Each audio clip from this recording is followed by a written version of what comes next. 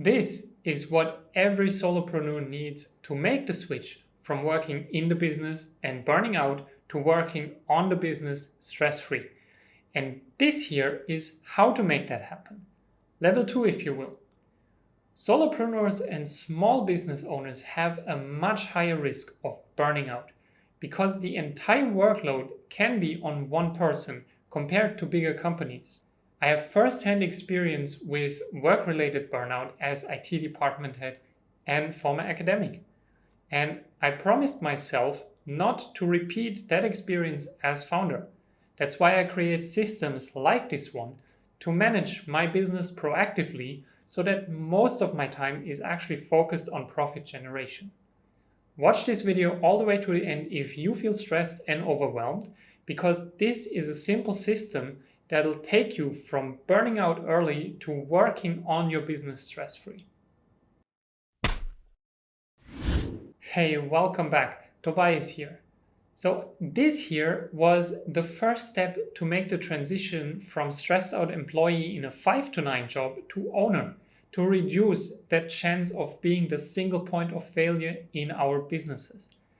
The point of that system was to manage and optimize day-to-day operations by going for practical efficiency, like centralized data storage, documenting processes, or building redundancy. Now we need to take it one level higher and talk about how to manage the actual business with the time we have available. Basically, we need to establish a weekly schedule that has dedicated times for work, for business maintenance or admin, and reset points, so that everything business related gets taken care of and we don't fall behind in any one area, like administration. It's more than time management or the 5 best productivity hacks of 2026. This is about getting priorities straight. First in theory, then during the week. It's about designing a system that steers us in the right direction towards the right work that actually grows the business. So without the system, it's easy to stay in a reactive loop with no clear path to scaling impact or income. Onboarding emails, scheduling clients, resending links, keeping your calendar organized. All of these tasks don't take long if you look at them one by one, but they stack up when they happen multiple times a day. And then they weigh you down and split your focus. This is the core of the IT help desk problem. You're spending all your time basically responding to small things here and there that seem urgent, but the work that would actually be important just piles up in the background. That's working in the business, not on the business. And it's the fastest way to burn out. The system we talk about today is designed to transform your work week, protect your focus, and put you firmly into the driver's seat. And again, this is not the time to go for more apps or learn how to do more things in even less time. It's about simplifying and prioritizing. It allows you to dedicate your time to the high leverage activities that create long-term and real growth. So if we look at the 3 components, we have deep work clusters where the important work happens. The script writing if you're a content creator, the project work for a client if you're a consultant, and so on. Then we have maintenance windows where the admin stuff goes in, like adding invoices to the tax software, getting more permits, organizing files from that untitled folder that's still floating around on the desktop. And finally, there are reset points. This is planning and prep time for the next week, or moments to make a cut and get back on track if things went off the rails because you had a water leak in the apartment and it needed to be handled quickly. The idea with all 3 components is shifting from being a reactive doer to a proactive designer of your business and of your days. The deep work clusters are the most important tools to achieve that. They're the times to be productive. So if you read Deep Work by Cal Newport, you know how important it is to focus without being distracted, especially when you do the demanding tasks. Work that creates real value happens here. In practical terms, the deep work clusters are uninterrupted blocks of time that you can manage, somewhere between 2 to 4 hours long. Headphones on, world off. No email, no social media, no phone binging. Focus on the one task at hand to do the high value stuff that matters for the business. So let's say you're into content creation like I am at the moment. So this is the time to write scripts, edit videos, make those fancy animations, and so on. So if you look at my calendar here, you see that I have quite a few content creation clusters scheduled in the next few days. Thursdays and Fridays, I usually write scripts in the mornings and the afternoons. Sunday, between 8 and 11, I record all of them, and Monday to Tuesday, I edit what I recorded. The point is I have multiple deep work clusters throughout the week where I do the high value and high intensity stuff.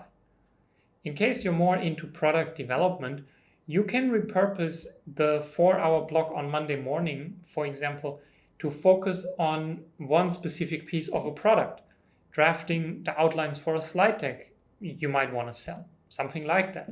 So that's Monday of week 1. Then the week after, you prep all the images and the graphics. And in week 3, you draft sales copy or polish what you already have. Same goes for a skill mastery cluster. That's dedicated time to learn. You know, the other day I was trying to figure out how to get better at posting on LinkedIn. I watched a 12-minute video on double speed just before turning off the computer at night. That's informative, but not really skill building. I need to set aside dedicated time to learn more and then actually apply it. Knowledge is a treasure, but practice is the key to it, and I definitely need to practice. Whatever our businesses are about, deep work clusters are the most important times we have to set aside. End of the story. Otherwise, there's a risk we get stuck in shallow work or admin tasks, which are necessary. There's no question about that. But they just don't create the same value. So maintenance windows are the second component to actually consider. They contain all that reactive work, or what I just call shallow work, so that it doesn't interfere with the deep work clusters. It's a fixed block of time where each day you process your emails, DMs, and other small admin tasks, like, let's say, downloading the latest software subscription invoice to file that away. The way I do it at the moment is with a 15 to 30 minute block in the morning and then again after lunch. So I go through all my emails and aim for inbox 0, meaning I delete the spam, I archive what I need to keep and reply to what I can handle in that moment. If any email needs more work, like a more extensive reply to a client, let's say, I write a note and get back to it at a later point. I found this super helpful to reduce my stress level. For one, I now have a dedicated time to handle all the reactive tasks every single day. So I rarely feel the urge to check my emails every 5 minutes while I'm in deep work. And I know nothing will fall through the cracks because I wrote a note. To go with the example again from earlier, if you're into content creation, you can use a maintenance window to schedule your next posts or videos. That's what I do with a 1-hour window once or twice a week, actually. So when everything is edited, I upload videos and shorts to YouTube and schedule a whole batch in just one go, so that I don't have to go back to it every single day. The point is to schedule these tasks in advance so they get done. They're still important to keep the business going, right? But they also shouldn't creep into your day and take it over, so they're the only thing you end up doing all day. If that happens, it's not the end of the world, of course, and that's actually where the reset points come into play next. Aiming for a perfect week without interruption is a recipe for disaster. Business and life is too unpredictable for that. We all know that. So I found it best to anticipate that things will go off the rails sooner or later because it's part of life. But I don't want to get stuck in the chaos for days or weeks on end. So by having regular reset points, I at least have a chance to recover faster and get back on track. For now, I use 2 types of reset points, actually. The first one happens every day, usually before I finish work. I follow Jim Rohn's advice here. Don't start your day before you have it finished, meaning I plan tomorrow today. so that I don't waste time tomorrow morning figuring out what I should work on. I already know. I just start my deep work cluster. No time wasted here with planning and scheduling. This is what most people get wrong. They have no plan for the day and start by checking emails. That sucks them in, and without even realizing, they become slaves to someone else's agenda. I might check my emails and respond to some of them before I do my first deep work cluster. But the difference is that I have that visualized in advance and scheduled in advance. So I have a fixed time block and important stuff to look forward to after. Email first thing in the morning is not an open-ended affair for me that hijacks my entire day. In practical terms, what I do is I sit down at the end of my workday and go over my notes first. What's still open? What needs to be done tomorrow? Then I rearrange them on my desk like I would do on a Kanban board.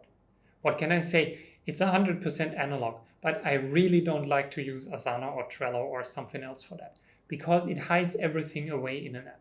I want to see my tasks and move them around. Little paper notes like the ones here are the only technique that has worked for years by now. And I have used Asana, Monday.com, and Trello, and so on. Those never stuck. The notes did. The whole process takes 5 to 10 minutes at best every night, including rechecking my calendar.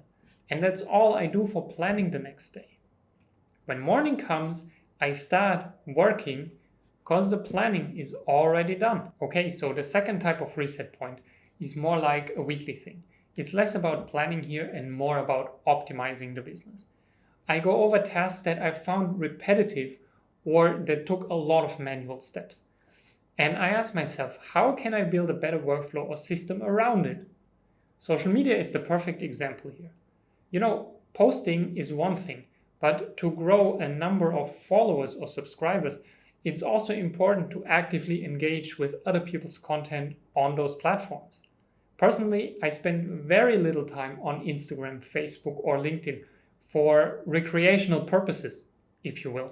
I use it for business.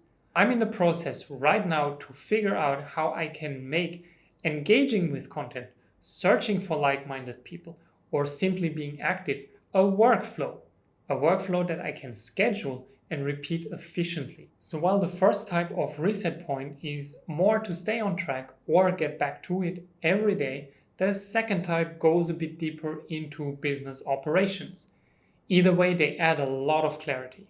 Burnout is not a badge of honor, despite what the hustle gurus still like to say. It's a symptom of a broken system.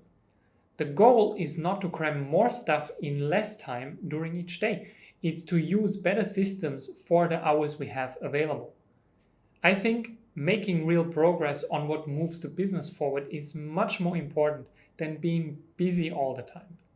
I'm a strong believer in building a business that I can be proud of without sacrificing my physical or mental well-being in the process. So this level 2 system helps with that. It's one more step in the right direction, among many steps. And in case you haven't seen level 1 just yet, go watch that video next. It'll clarify why it's a really bad idea to be the single point of failure in your business and how to prevent that from happening in the first place.